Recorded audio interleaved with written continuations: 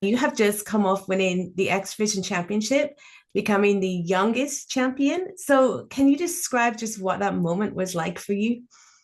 It was honestly life-changing. Like the X Division Championship and breaking that record of being the youngest ever is something I've been manifesting and trying to speak into existence and working towards since I was a child, like I grew up on the X Division. I was a TNA kid growing up. So to hold that this title that has so much lineage behind it and has so much legacy behind it and not only hold it but to be the youngest holder of it ever is something that's it's going to put me in the record books for life. You know what I mean? And I think for me in TNA, that's always been my goal, to make these moments and make these matches that are going to live on far past when I'm gone from TNA, when I'm gone from this planet. You know what I mean? And I think that moment of me cementing myself as the youngest ever at Slammiversary and becoming the youngest in charge, I think is one of them moments. So it's been very special, and I'm still trying to come down from it. I'm on cloud nine right now, honestly.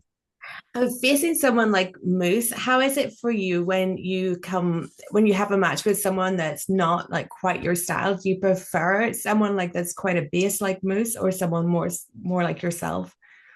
So I'm of the opinion where I enjoy wrestling every style, right? Because I think styles make fights, you know what I mean? Like even heading up to this match I have with Cedric Alexander at Emergence, I think people are very excited to see that because we are very similar styles and they can't wait to see us mix it up. But with Moose, like no pun intended, it was a styles clash, you Yeah. know what I mean?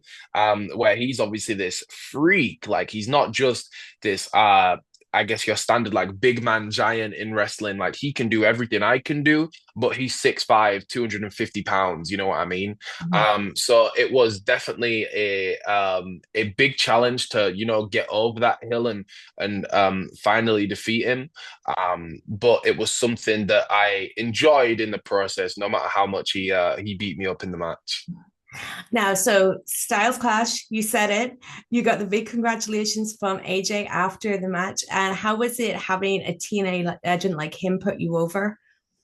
It was huge. And I think the coolest thing about it for me was that he hadn't been in TNA for like 10 years plus. So the Mhm. fact that he shared that moment with me and he chose to, take that time that could have been for him and nobody would have complained. Like if AJ just came out and he thanked the company and he thanked the fans and he was so grateful to be back, nobody would have batted an eye and it would have been the moment that everyone was looking for, right? But I think for him to be gracious enough to share that time with me, it's something I'm going to cherish forever, and it's something I hold very, very close to my heart. Was that something you knew that was coming? I had no clue, and that's 100% real. I don't know if you've seen the video of me like when he came out, but I was jumping around, I was running around the ring. I was like a kid like opening presents at Christmas, in it. Like I think if I knew, I would have tried to play it a lot cooler. I would have tried to like, stand there, arms crossed, like, yeah, like I'm ready, whatever, whatever. But Mhm. I was so giddy. It was, and especially because he came out to Let's Get Ready to Fly too, like his old TNA music and his WWE music's cool, don't get me wrong, but it's not like the AJ Styles music as a TNA kid, especially, you know what I mean? So that whole moment and that whole day was extremely special. And I've said it a couple of times, but like the coolest thing about that day for me was like it's been kind of immortalized in the form of Slammiversary Fade to Black, which is the documentary that we've just put out on TNA Plus. Mhm. So to have like not only my story but management stories and people from other matches and getting to see people's kind of day in the life of Slammiversary is something that I'm looking forward to looking back on, you know what I mean? Because that's the type of stuff you show your kids. So to have that moment, not only of me winning the belt, but for AJ coming out and even the conversation that we had afterwards, me and AJ, to have that on film and being able to watch it back, that's something that's very, very cool for me. Yeah, that's awesome. I saw him talking to you backstage on Fade to Black, and I thought that must be so cool to like not just have it for your own archive, but like let to allow all the fans see it and your family and friends and everything. It's so awesome. Is he so he must be a dream match for you? Like, what would be your dream scenario with you and AJ? 100%. I think the dream scenario for it would probably be Bound for Glory, Mhm. especially like the momentum that we're on right now. And I think like Bound for Glory has sold like the biggest pre-sale that we've ever done, which is amazing. And like TNA is just such on an upward trajectory right now. I feel like that kind of capsulizes um TNA's 2025. And like you said, like for me, AJ is the dream match. I think having the first X Division champion versus the youngest ever X Division champion at TNA's biggest show of the year would be magical, you know. So I think I would love to defend the X Division belt against AJ Styles. So you were born in 2004, which shocked. Yeah. So you're 20. Yes. AJ Styles is 48. So can doing some quick math, like when you're AJ's age, you would have been in the business for like 30 years. Can you comprehend that? And is that a dream to make it that long? Absolutely, absolutely. Like I think I've had a lot of more time in wrestling that people realize, you know what I mean? And my goal is to do this until the wheels fall off, you know what I mean? So if I can still be as good as AJ at AJ's age, even if that is in, 28 years time, which is wild to say, I'm definitely at the point where I've got a lot more ahead of me than I do behind it. So I don't know what that road looks like yet, but I'm excited to take that drive for sure.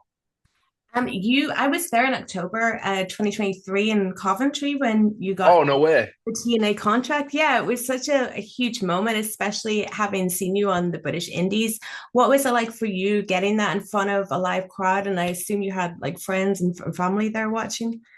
It was so cool. And like not only being from the UK, I feel like the majority of people's goals is to make it to America and be on TV and sign with a major company like TNA, you know what I mean? So to not only get the opportunity to do that, um, it was in front of a live audience. You know what I mean? A lot of people just get like the kind of signed with TNA graphic and they get the social media pop, which don't get me wrong, is amazing. And it's obviously a super special moment in its own right.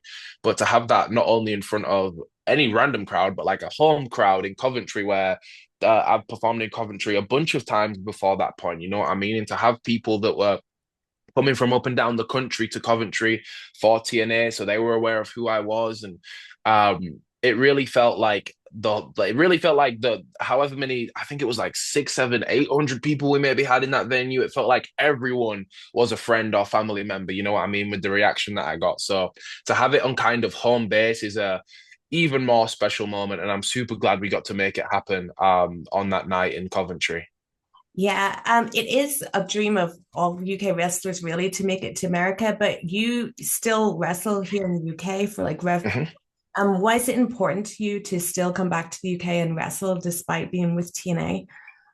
So for me, again, kind of going back to the point I made earlier, where I have so much ahead of me, right? And I have so much more learning to do. Like, no matter, it's funny because like I watched stuff from 6 months ago, and I'm like, damn, like I feel like I've improved so much. I can see so many holes in my work and stuff like that. But like I'm at the point now where I feel like I'm the most complete wrestler I've ever been, and like I feel like of course, I know I don't know everything, you know what I'm saying? But like, I know my brain is as full as it can be right now. But then, like 6 months down the line, I'll look at stuff that I'm doing now, and I'll be plotting holes in it. You know what I mean? And that's the fun kind of game that wrestling is. So for me, where I've got so much to learn and stuff, I feel like I'd be doing myself a disservice if I was to only wrestle for TNA and not get the experience of wrestling in the UK and around Europe and getting all these different experiences and lessons. You know what I mean? And getting those reps in, I suppose. Yeah. So for me, not only is it like a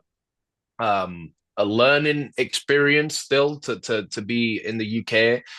It's nice to be in front of a home crowd and not have to fly halfway across the world to wrestle. You know what I mean? I can hop on a train for 3 hours to London. I can do my thing. I can make sure that ring rust stays away. But on top of everything, it's great to keep learning at home.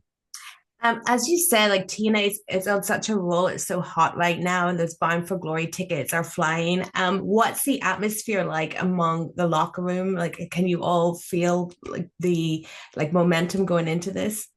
Absolutely, absolutely. And it was the same going into Slammiversary where like I've never been a part of something where you can physically almost feel like the groundswell of support behind you. You know what I mean? Like I've been a part of some cool shows like over in the UK where we do the big ones, and it's like you see the comments on social media and people are excited and everyone in the locker room's like, oh yeah, we're gonna kill it, da da da da. But to do something on the scale of a Slammiversary or on the scale of what I imagine Bound for Glory is gonna be, it's a whole different kettle of fish, you know what I mean? Yeah. And I think because TNA, it's no secret that like our team and our locker room isn't as big as like the other major promotions in the world, you know what I mean? So we're a very tight-knit group and we are a team at the end of the day. So to have these people that we're working so closely with and working so hard with all kind of have the same mindset heading into these big events, it's something that's I feel like I feel really, really grateful that I'm a part of because it's such a special atmosphere. And I don't think there's an atmosphere like it anywhere else in professional wrestling right now. Mhm. With TNA now working with WWE, like how have you felt the reaction to that relationship among the wrestlers? So I think it's a bit of a mixed bag, right? Where we obviously have the opportunity to go over to NXT and NXT's on the platform that they're on is great, right? And we get that exposure not only for ourselves but for TNA as a brand.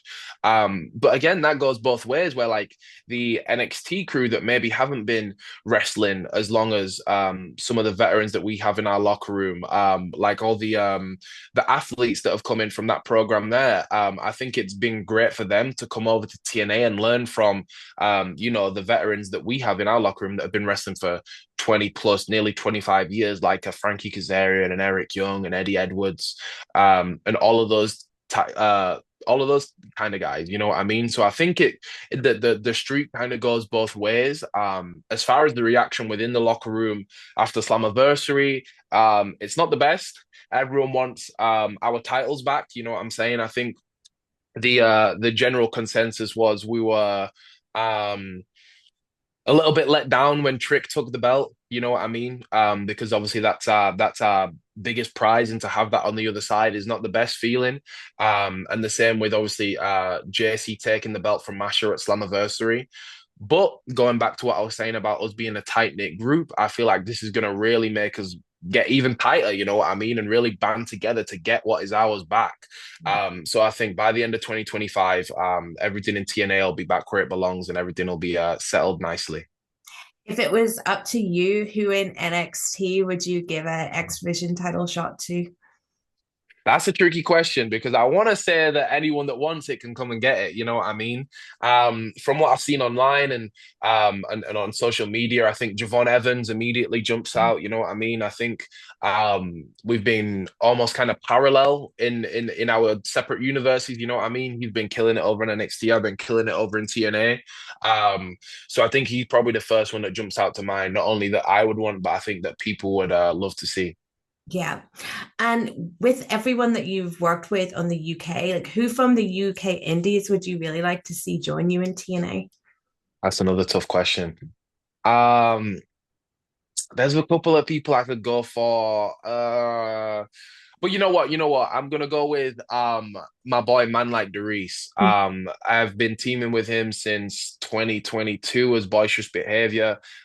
He's one of the hardest workers I know, and he actually did have a match in TNA earlier in when we did the Orlando set of tapings. He was on Explosion against Jason Hotch, I think. So TNA is aware of him. You know what I'm saying? I'd love for him to get a more full-time gig. But he's been killing it, man. So I'd love to see Darius in TNA. And we've talked about AJ Styles, but two other legends that have your back are the Hardy Boys. And can you tell me Yeah. what their influence was to you and what it was like actually getting to know them? Their influence has been everything on me, as I'm sure like people can tell when they watch my stuff. I'm very Hardy Boy coded, if that makes any sense. Like Matt and Jeff were 1A and 1B for me growing up, you know what I mean? They were my guys, they were my heroes. And there's not many people, especially at 20 years old, coming from Bradford in England, there's not many people that get to say they get to work and learn from their heroes, you know what I mean? So anytime that I get to work with Matt and Jeff, whether that's a backstage promo or a match or an in-ring promo, I just try and take it in, you know what I mean? Because again, like they've been open and honest in the point that they have a lot more behind them than they do in front of them as far as being like an in-ring active wrestler goes. So the fact that they choose spend this like limited time they have left as an in-ring wrestler with me and kind of to take me under their wing is something I'm always going to cherish and be proud of, you know what I mean? I've learned buckets of stuff from Matt and Jeff just in this past 6 months that I've been fortunate enough to work with them, and I can't wait to learn and get to know them even more. And finally, you mentioned growing up and watching TNA, and so many of us over in the UK did. Like, there's such a special place in our hearts for TNA. Can you, like, what's it like for you actually being in this company? And is it something you still feel today, TNA's connection with the UK audience? Absolutely, absolutely. I think because, like you were saying, like a lot of people in the UK grew up as TNA kids, and like if you didn't have Sky Sports or like the major channels that you sometimes had to pay for, you couldn't watch the Raws and the SmackDowns and the WWE pay-per-views. But TNA was always that alternative, you know what I mean? And I've said it before, but I think like TNA being that alternative and being that kind of that underdog kind of figure within the wrestling world. I feel like that identifies with quite well with how we identify in the UK, you know what I mean? So I think just being from here and being a TNA kid, it's really a dream come true to be not only like a TNA wrestler, but to be like a big part of what TNA is right now, you know what I mean? It's very, very cool. And it's something that I every morning when I wake up and I see the X Division belt laying across from me in my bedroom, you know what I mean? It's something that I get reminded of on the daily. And I hope the novelty of it never wears off. I hope I always feel this way about it because it's extremely special. Absolutely. Thank you so much, Leon. I really enjoyed talking to you. Thank you, Stephanie. It's been a pleasure.